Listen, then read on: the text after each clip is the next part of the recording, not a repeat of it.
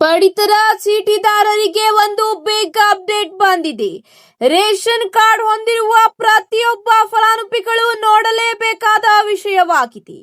ಇದರ ಜೊತೆಗೆ ಪಿಂಚಣಿ ಪಡೆಯುತ್ತಿದ್ದ ರಾಜ್ಯಾದ್ಯಂತ ಲಕ್ಷಾಂತರ ಫಲಾನುಭವಿಗಳಿಗೆ ಮತ್ತೊಂದು ಮಹತ್ವದ ಮಾಹಿತಿ ಬಂದಿದೆ. ಖಾತೆಗೆ ಹಣ ವರ್ಗಾವಣೆಯ ಕುರಿತು ಹೊಸ ಅಪ್ಡೇಟ್. ಹಾಗಾದ್ರೆ ಬನ್ನಿ ವೀಕ್ಷಕರೇ, ಮೊದಲನೆಯ ಒಂದು ಟಾಪ್ ಅಪ್ಡೇಟ್ಸ್ ಗಳ ಸಂಪೂರ್ಣವಾದ ಮಾಹಿತಿ ನೋಡೋಣ. ಈ ಒಂದು ಮಾಹಿತಿ ನಿಮಗೆ ಇಷ್ಟವಾದಲ್ಲಿ ಲೈಕ್ ಮತ್ತು ಶೇರ್ ಮಾಡುವುದನ್ನು ಕೂಡ ಮರೆಯಬೇಡಿ. ಈಗ ಕರ್ನಾಟಕದ ಪಡಿತರ ಚೀಟಿಯ ಫಲಾನುಭವಿಗಳಿಗೆ ಆಹಾರ ಮತ್ತು ನಾಗರಿಕ ಸರಬರಾಜು ಇಲಾಖೆ ಮಹತ್ವದ ಮಾಹಿತಿ ನೀಡಿದೆ. ಈ ಕೆವೈಸಿ ಹಾಗೂ ಪಡಿತರ ಅಕ್ಕಿ ವಿತರಣೆ ಏಕಕಾಲದಲ್ಲಿ ನಡೆಯುತ್ತಿದ್ದ ಪರಿಣಾಮ ಸರ್ವರ್ನಲ್ಲಿ ತಾಂತ್ರಿಕ ಸಮಸ್ಯೆ ಉಂಟಾಗಿದ್ದ ಹಿನ್ನೆಲೆಯಲ್ಲಿ ಈ ಕೆವೈಸಿ ಪ್ರಕ್ರಿಯೆಯನ್ನು ತಾತ್ಕಾಲಿಕವಾಗಿ ಸ್ಥಗಿತಗೊಳಿಸಲಾಗಿದೆ. ಹೌದು ವೀಕ್ಷಕರೇ, ಈ ಕೆವೈಸಿಯನ್ನು ಸೆಪ್ಟೆಂಬರ್ 30ರ ಒಳಗೆ ಪೂರ್ಣಗೊಳಿಸಲು ಈಗ ರಾಜ್ಯ ಸರ್ಕಾರ ತಿಳಿಸಿತ್ತು. ಆದರೆ ಇದನ್ನು ಈಗ ತಾತ್ಕಾಲಿಕವಾಗಿ ಸ್ಥಗಿತಗೊಳಿಸಲಾಗಿದೆ. ಸೆಪ್ಟೆಂಬರ್ 1ರಿಂದ ಮತ್ತೆ ಈ ಕೆವೈಸಿ ಪ್ರಕ್ರಿಯೆ ಆರಂಭಿಸಲು ಇಲಾಖೆ ಈಗ ನಿರ್ಧರಿಸಿದೆ. ಆಗಸ್ಟ್ ವರೆಗೆ ಈಗ ಯಾವುದೇ ಈ ಕೆವೈಸಿ ಇಲ್ಲ. ಸೆಪ್ಟೆಂಬರ್ 1ರಿಂದಲೇ ಮತ್ತೆ ಎಲ್ಲಾ ಫಲಾನುಭವಿಗಳು ಈ ಕೆವೈಸಿಯನ್ನು ಮಾಡಿಸುವಂತೆ ಆಹಾರ ಇಲಾಖೆ ಈಗ ಹೊಸ ಮಾರ್ಗಸೂಚಿ ಹೊರಡಿಸಿದೆ. ಪಡಿತರ ಚೀಟಿದಾರರ ಈ ಕೆವೈಸಿ ಪ್ರಕ್ರಿಯೆ ಅಂತಿಮ ದಿನಾಂಕ ಸಮೀಪಿಸಿದೆ ಎಂಬ ಮಾಹಿತಿ ಹರಡಿದ್ದರಿಂದ ರಾಜ್ಯಾದ್ಯಂತ ನ್ಯಾಯಬೆಲೆ ಅಂಗಡಿಗಳಿಗೆ ಫಲಾನುಭವಿಗಳು ಹೆಚ್ಚಿನ ಸಂಖ್ಯೆಯಲ್ಲಿ ಬರುತ್ತಿದ್ದರು. ಈ ಒಂದು ಸಂದರ್ಭದಲ್ಲಿ ಕೇಂದ್ರ ಸರ್ಕಾರದಿಂದ ಆಗಸ್ಟ್ ತಿಂಗಳಲ್ಲೇ 2 ತಿಂಗಳ ಪಡಿತರ ವಿತರಿಸಲಾಗುತ್ತಿದೆ. ಇಲ್ಲಿ ಫಲಾನುಭವಿಗಳು 2 ಬಾರಿ ಬಯೋಮೆಟ್ರಿಕ್ ಕೂಡ ನೀಡಬೇಕಾಗಿದೆ. ಒಟ್ಟಿಗೆ ಈ ಕೆವೈಸಿ ಕೂಡ ಮಾಡಿಸುವಂತೆ ರಾಜ್ಯ ಸರ್ಕಾರ ತಿಳಿಸಿತ್ತು. ಈ ಒಂದು ಕಾರಣದಿಂದ ಈಗ ಪಡಿತರ ಚೀಟಿಯಲ್ಲಿ ಸಾಕಷ್ಟು ಗದ್ದಲ ಉಂಟಾಗಿತ್ತು. ಈ ಒಂದು ಕಾರಣದಿಂದ ತಾತ್ಕಾಲಿಕ ಈ ಕೆವೈಸಿಯನ್ನು ನಿಲ್ಲಿಸಲಾಗಿದೆ.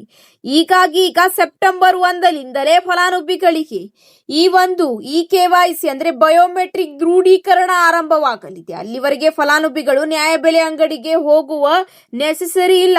ಸಾರ್ವಜನಿಕರ ಸಮಸ್ಯೆಯನ್ನು ಗಮನದಲ್ಲಿಟ್ಟುಕೊಂಡು ಆಹಾರ ಇಲಾಖೆ ಸದ್ಯಕ್ಕೆ ಈಗ ಈ ಕೆವೈಸಿ ಪ್ರಕ್ರಿಯೆಯನ್ನು ಮುಂದೂಡಿದೆ. ಇದೇ ವೇಳೆ ರಾಜ್ಯದಲ್ಲಿ ನಕಲಿ ಹಾಗೂ ಅನರ್ಹ ಪಡಿತರ ಚೀಟಿಗಳನ್ನು ಪತ್ತೆ ಹಚ್ಚಲು ಆಹಾರ ಇಲಾಖೆ ಕ್ರಮ ಕೈಗೊಳ್ಳುತ್ತಿದೆ. ಆಧಾರ್ ಆಧಾರಿತ ಈ ಕೆವೈಸಿ ಮೂಲಕ ಫಲಾನುಭವಿಗಳ ಮಾಹಿತಿಯನ್ನು ಪರಿಶೀಲಿಸಲಾಗುತ್ತಿದೆ. ಕಳೆದ 6 ತಿಂಗಳಿಂದ ನಿರಂತರವಾಗಿ ಈಗ ಪಡಿತರ ಪಡೆಯದ ಬಿಪಿಎಲ್ ಕಾರ್ಡ್ಗಳನ್ನು ಗುರುತಿಸಿ ತಾತ್ಕಾಲಿಕವಾಗಿ ನಿಷ್ಕ್ರಿಯ ಕೂಡಗೊಳಿಸಲಾಗಿದೆ ಎಂದು ಇಲಾಖೆ ತಿಳಿಸಿದೆ. ರಾಜ್ಯದಲ್ಲಿ 1 ಲಕ್ಷಕ್ಕೂ ಅಧಿಕ ಕಾರ್ಡ್ದಾರರು ಪ್ರತಿ ತಿಂಗಳು ನ್ಯಾಯಬೆಲೆ ಅಂಗಡಿಗೆ ತೆರಳಿಲ್ಲ, ಪಡಿತರ ಪಡೆಯುತ್ತಿಲ್ಲ. ಈ ಒಂದು ಕಾರಣಕ್ಕೆ ಈಗ ಆಹಾರ ಇಲಾಖೆ ಇಂತಹ ಕಾರ್ಡ್ಗಳನ್ನು ಈಗ ತಾತ್ಕಾಲಿಕವಾಗಿ ನಿಷೇಧಿಸಿದೆ ಎಂಬ ಮಾಹಿತಿಯೂ ಕೂಡ ಬೆಳಕಿಗೆ ಬಂದಿದೆ. ಇದರ ಜೊತೆಗೆ ಮುಂದಿನ ಒಂದು ಅಪ್ಡೇಟ್ ಏನೆಂದು ನೋಡೋಣ ಬನ್ನಿ ವೀಕ್ಷಕರೇ. ಪಿಂಚಣಿದಾರರಿಗೆ 4 ತಿಂಗಳಿಂದ ಹಣ ಬರುತ್ತಿಲ್ಲ. ವೃದ್ಧಾಪ್ಯ ವೇತನವಾಗಲಿ, ಸಂಧ್ಯಾ ಸುರಕ್ಷಾ ವೇತನವಾಗಲಿ, ವಿಧವಾ ವೇತನ ಸೇರಿದಂತೆ ಅಂಗವಿಕಲ ಫಲಾನುಭವಿಗಳಿಗೆ ಸತತ 4 ತಿಂಗಳಿಂದ ಹಣ ವರ್ಗಾವಣೆಯಾಗುತ್ತಿಲ್ಲ. ಏಕೆಂದರೆ ಮೊದಲನೆಯದಾಗಿ ಆದಾಯ ಪ್ರಮಾಣ ಪತ್ರದಲ್ಲಿ 32,000 ರೂಪಾಯಿ ಆದಾಯ ಮಿತಿ ಇರುವುದರಿಂದ ಸಾಕಷ್ಟು ಫಲಾನುಭವಿಗಳನ್ನು ತಾತ್ಕಾಲಿಕವಾಗಿ ಪಿಂಚಣಿಯನ್ನು ರದ್ದುಪಡಿಸಲಾಗಿದೆ. ಹೌದು, ಅಂಗವಿಕಲರು, ವೃದ್ಧರು, ವಿಧವೆಯರು ಜೀವನ ನಿರ್ವಹಣೆಗೂ ಈಗ ಕಷ್ಟಪಡುವಂತಾದ ಸಂದರ್ಭ ಈಗ ಇರುವುದರಿಂದ ರಾಜ್ಯ ಸರ್ಕಾರ ಅಂತಹ ಒಂದು ಫಲಾನುಭವಿಗಳಿಗೆ ಗುಡ್ ನ್ಯೂಸ್ ನೀಡಿದೆ. ಹೌದು ವೀಕ್ಷಕರೇ, ಈ ಒಂದು ವಾರ್ಷಿಕ ವೇತನವೊಂದು 1,20,000 ರೂಪಾಯಿ ಈಗ ಕಂದಾಯ ಇಲಾಖೆ ಮಾಡಿದೆ.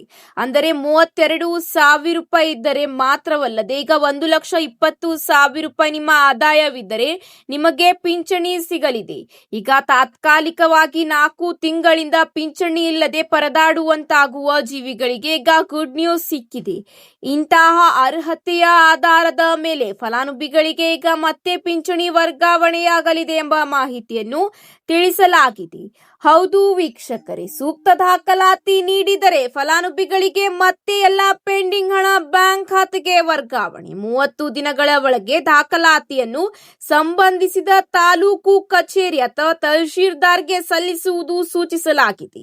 ಸಲ್ಲಿಸಿದ ದಾಖಲಾತಿ ಪರಿಶೀಲಿಸಿ ಅರ್ಹರಿಗೆ ಪಿಂಚಣಿ ಸಿಗುವಂತೆ ಮಾಡುವ ಈಗಾಗಲೇ ಕಾರ್ಯವನ್ನು ಕಂದಾಯ ಇಲಾಖೆ ನಡೆಸುತ್ತಿದೆ. ಭೌತಿಕ ಪರಿಶೀಲನೆಯಲ್ಲಿ ದಾಖಲಾತಿಗಳ ಕೊರತೆ, ವಿಳಾಸ ಬದಲಾವಣೆ ಮತ್ತು ಕಾಲಮಿತಿಯಲ್ಲಿ ಆದಾಯ ಪ್ರಮಾಣ ಪತ್ರ ಎಲ್ಲ ಕೂಡ ಈಗ ವಿಚಾರಿಸಲಾಗುತ್ತದೆ. ಈಗಾಗಲೇ ರಾಜ್ಯಾದ್ಯಂತ ಬಹುತೇಕ ಜಿಲ್ಲೆಗಳಲ್ಲಿ ಫಲಾನುಭವಿಗಳ ಬಾಕಿ ಇರುವ ಕಂತು ಶೀಘ್ರವೇ ವರ್ಗಾವಣೆಯಾಗಲಿದೆ. ಇವತ್ತಿಗೆ ಇಷ್ಟೇ ವೀಕ್ಷಕರೇ, ಮತ್ತೆ ಸಿಗೋಣ ಹೊಸ ಅಪ್ಡೇಟ್ ಜೊತೆಗೆ. ಮಾಹಿತಿ ಇಷ್ಟವಾದಲ್ಲಿ ಲೈಕ್ ಮತ್ತು ಶೇರ್ ಮಾಡಿಕೊಳ್ಳಿ. ಧನ್ಯವಾದಗಳು.